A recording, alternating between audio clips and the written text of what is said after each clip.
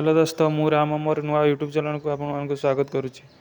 आज गोटे नुआ टॉपिक लेके आसी जो टॉपिक नाम कॉकरोच। हाँ दोस्तों कॉकरोच जो आम मान को बहुत असुविधा पकई थाए कि आम बाथरूम किचेन विशेषकर किचेन रे बाथरूम रे बेडरूम रे आसी असुविधा करता से आज गोटे औषध ले आसी